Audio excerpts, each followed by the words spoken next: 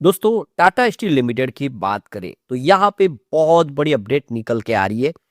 Tata steel अपना quarter three का result declare करने जा रही है। डेट हमारे सामने आ चुकी है। टाटा स्टील का शेयर लगातार दौड़ रहा है, लगातार नए हाई बना रहा है। आप देख ही सकते हो कि काफी अच्छी तेजी देखने को मिली। इसके पीछे वजह सरकार का फैसला। तो स्टील सेक्टर में तेजी के पीछे की वजह को भी जानेंगे। वैसे तो फ्राइडे को हल्की सी गिरावट हुई क्योंकि बाजार में गिरावट का माहौल था, उसका असर देखने को मिला। इसके बीच में एक बड़ी अपडेट और निकल के आ रही है। स्टील कंपनियों पे बड़ा इल्जाम लगा है कि उन्होंने बाजार को मैनिपुलेट किया है। उन्होंने रणनीति बना के शेयर की प्राइस, जो स्टील की प्राइस को और जो प्रोडक्शन को, उसको अपने हिसाब से सेट किया है। और टाटा स्टील का इस पर जवाब भी आ गया है। पूरी अपडेट क्या है उसको समझने की कोशिश करेंगे इस वीडियो के माध्यम से। और आने वाले इसमें टाटा स्टील के अंदर क्या संभावना बनेगी वो भी जानेंगे इस वीडियो के माध्यम से। रिजल्ट की क्या संभावना बनेगी उसको भी समझेंगे। लेकिन फ्रेंड्स, उससे पहले अगर आप पहली बार हमारे चैनल पे आए तो चैनल को सब्सक्राइब कर दीजिए, एक बेल आइकॉन दबा दीजिए ताकि जब भी नया वीडियो बने पहला नोटिफिकेशन आपको मिले। वीडियो पसंद आए लाइक से जरूर कीजिए। चलो फ्रेंड्स, वीडियो स्टार्ट करते हैं। मैं हूं आपका दोस्त एसबी दवे और हमारे अपने चैनल ऑनलाइन कमाई में आपका बहुत बहुत स्वागत है। तो सबसे पहले टाटा स्टील लिमिटेड के कारोबार की बात करें तो 187 पर आप देख सकते हो कि क्लोजिंग देखने को मिली फ्राइडे को 0.79% की गिरावट के साथ। बाजार में गिरावट थी, आपने देखा ही होगा बाजार दबाव में, इसका असर यहाँ पे थोड़ा देखने को मिला। तो आप देख ही सकते हो कि यहाँ पे फ्राइडे को इसने गिरावट के पहले एक फ्रेश हाई भी बनाया है 192 का। आप देख सकते हो कि इसका इंट्राडे का हाई और यही 52 वीक का फ्रेश हाई बन गया है। तो फ्राइडे को जबरदस्त तेजी बनी, उसके बाद में बाजार में हल्की सी गिरावट की वजह से नीचे आया। लेकिन लगातार बहुत बेहतर प्रदर्शन कर रहा है टाटा स्टील का शेयर।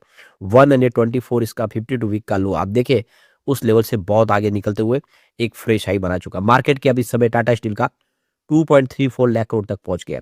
इसका पी रेशियो 34.34 का है, जबकि 1.92% का डिविडेंड पे आउट करती है कंपनी। काफी अच्छा डिविडेंड भी देती है। अब इसकी हिस्टोरिकल परफॉर्मेंस देखें तो पिछले एक महीने में यहाँ पे 10.31% की शानदार तेजी बन चुकी है, जबकि 3 मंथ के हिसाब से 7.55% के आसपास की तेजी देखने को मिली। बात 1 ईयर की करें तो यहाँ पे 44.6% की शानदार तेजी स्टॉक ने बता दी है।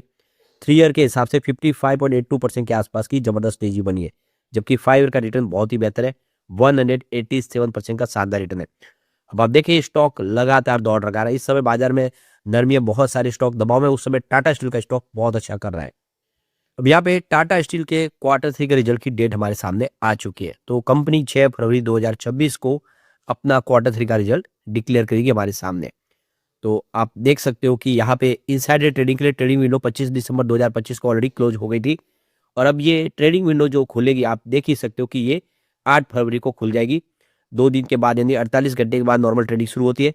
तो कंपनी से संबंधित जो भी लोग हैं, चाहे वो प्रमोटर ग्रुप से हो, उनके बोर्ड ऑफ डायरेक्टर के सदस्य हो, एम्प्लॉयज हो, उनके रिलेटिव, सबके लिए ट्रेडिंग विंडो क्लोज है, जो अब 8 फरवरी से खुलेगी।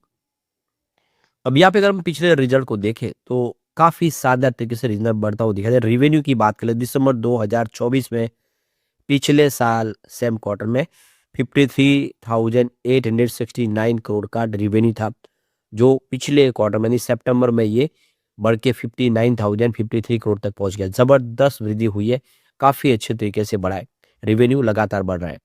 अब बात करें कंपनी के प्रॉफिट की तो बहुत भारी उछाल देखने को मिला है। दिसंबर 2024 में पिछले साल मात्र 295 करोड़ का ही प्रॉफिट था, जो लगातार बढ़ते हुए आप देख सकते हो सितंबर 2025 में 3,183 करोड़ तक पहुंच गया। यानी जो प्रॉफिट 300 करोड़ के आसपास था वो 3,000 करोड़ तक पहुंच गया है पिछले 3 क्वार्टर में। यानी बहुत ही बेहतर तरीके से प्रॉफिट बढ़ा है। कंपनी का बिजनेस बहुत अच्छा कर रहा है।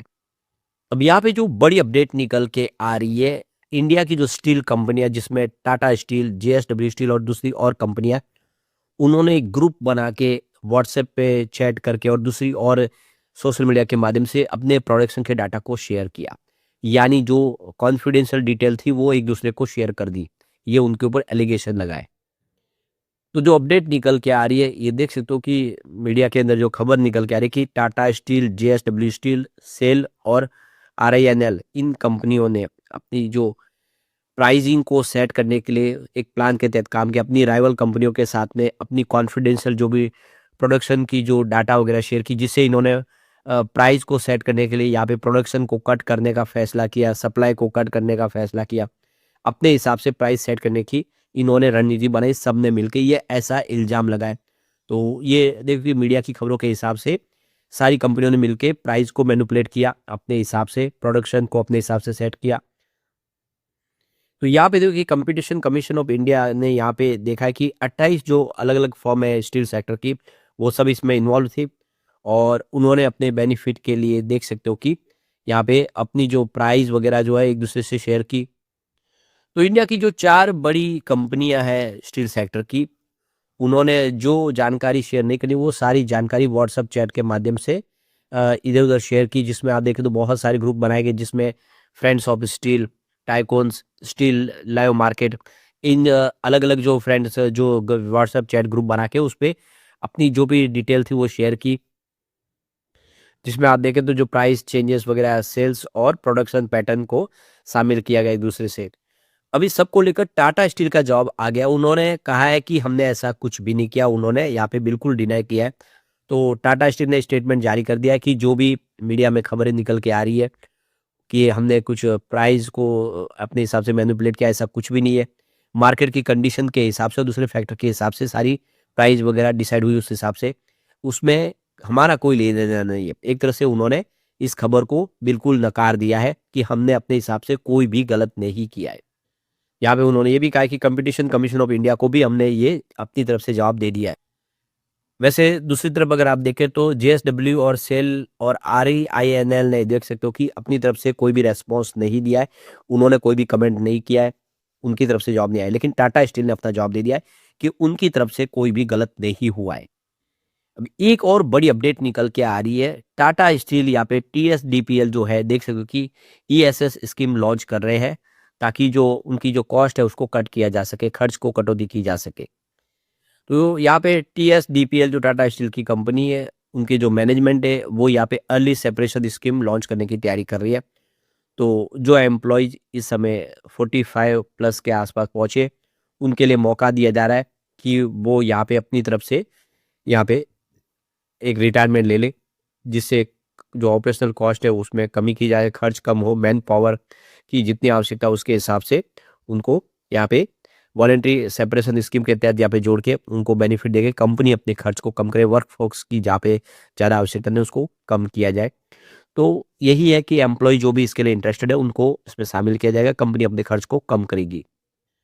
अब स्टील सेक्टर में जो तेजी बन रही है इसके पीछे सबसे बड़ी वजह है कि गवर्नमेंट ने यहाँ पे स्टील प्रोडक्ट के ऊपर जो इस समय 12% की सेफगार्ड ड्यूटी लगा दी है, जिससे ये 3 साल के जब लागू रहने वाले है तो आप समझ सकते हो कि ये आने वाले समय स्टील होगा वो इंपोर्ट किया जाएगा, वो कॉस्ट उसकी बढ़ जाएगी, वो महंगा होता है। जो स्टील डंप किया जाता है चाइना की तरफ से और दूसरी कम और राज्य देशों से, वो अब रुकेगा, इंडिया के स्टील सेक्टर को मजबूती मिलेगी।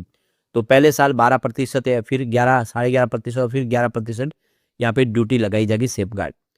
अब इससे जो घरेलू सेक्टर है उसको काफ़ी मदद मिलेगी। स्टील एसोसिएशन के अध्यक्ष जिंदल स्टील के चेयरमैन नवीन जिंदल ने कहा कहना है कि चीन, जापान, कोरिया और वियतनाम जैसे देशों से सस्ता स्टील भारत में आ रहा था, जिससे घरेलू कंपनियों पे काफ़ी दबाव बढ़ा था। लेकिन अब सेफगार्ड ड्यूटी की वजह से यहाँ पे बाजार को एक स्टेबिलिटी मिलेगी, लोगों को फायदा होगा। दूसरी तरफ देखें तो सरकार से बजट में काफ़ी उम्मीद है। इस समय बजट को लेकर स्टील सेक्टर काफ़ी उत्साहित है। इंडस्ट्री चाहती है कि ग्रीन स्टील को बढ़ावा देने के लिए स्क्रैप के इस्तेमाल पर जोर दे। स्टील का उत्पादन जो ग्रीन स्टील का मतलब है कि कम कार्बन उत्सर्जन वाली तकनीक से स्टील को बनाना। इंडियन स्टील एसोसिएशन जीएसटी से जुड़े नियमों को भी सरल बनाने और स्क्रैप सप्लाई चेन में सुधार की मांग कर रही है, जिससे आने वाले समय स्टील सेक्टर को फायदा हो। तो ग्रीन स्टील बनाने के लिए सरकार से मदद मांगी जा रही है। देखना होगा सरकार इस बार क्या मदद करेगी, लेकिन जो भी होगा स्टील सेक्टर इस समय कमाल करा और टाटा स्टील बेहतर कर रहा है। लॉन्ग टर्म इन्वेस्टर के लिए आप एक अच्छी अपॉर्चुनिटी, अब रिजल्ट भी आने वाला, उम्मीद है कि रिजल्ट बेहतर होगा। सबसे जो बड़ी बात है कि इंडिया को $5 ट्रिलियन की इकोनॉमी अगर बनाना है तो उसमें स्टील सेक्टर की सबसे बड़ी भूमिका है। स्टील का इस्तेमाल घर बनाने में, गाड़ियां बनाने में, मशीनरी में, पैकेजिंग में, इंफ्रास्ट्रक्चर में, सभी जगह पे होता है। मेक इन इंडिया के तहत आप देखें अगर 5 ट्रिलियन की इकोनॉमी बनाते तो स्टील सेक्टर को सपोर्ट देना ही होगा। अब यहाँ पे गवर्नमेंट ने भी देखो जो लक्ष्य है 2030 तक 300 मिलियन टन स्टील का उत्पादन का लक्ष्य रखा है। तो सरकार आप देख सकते हो कि आने वाले समय स्टील के प्रोडक्शन को और तेजी करेगी और एक्सपोर्ट का भी लक्ष्य आगे बढ़ रहा है। ऐसे में उम्मीद है कि स्टील सेक्टर को और फायदा होगा, इस बजट में भी कुछ बड़े ऐलान हो सकते हैं। दूसरी तरफ टाटा स्टील को जो बेनिफिट मिला है यहाँ पे त्रिवेणी पैड्स के डील को मंजूरी मिल चुकी है। 636 करोड़ रुपए की ये जो डील है, इसको सीसीआई ने टाटा स्टील के उस प्रस्ताव को मंजूरी दे दी है, जिसमें अब 50.01% की इक्विटी अधिग्रहण करेगी कंपनी। तो ये देख सकते हो कि ये आने वाले समय में कंपनी के लिए एक फायदेमंद सौदा होगा, इससे इनका प्रोडक्शन बढ़ेगा। कुल मिला के टाटा स्टील के बहुत सारी बातें हैं जो पॉजिटिव है, ऐसे में हम कह सकते हैं कि आने वाले समय में टाटा स्टील कमाल कर सकता है। लेकिन फ्रेंड्स, कोई भी इन्वेस्टमेंट करने से पहले अपने फाइनेंशियल एडवाइजर से एडवाइस ले ले या अपना खुद का रिसर्च करें, क्योंकि मैंने वीडियो आपके एजुकेशनल पर्पज के लिए ही बनाया। वीडियो पसंद आए तो लाइक से जरूर कीजिए और चैनल को सब्सक्राइब कर दीजिए। Thank you friends.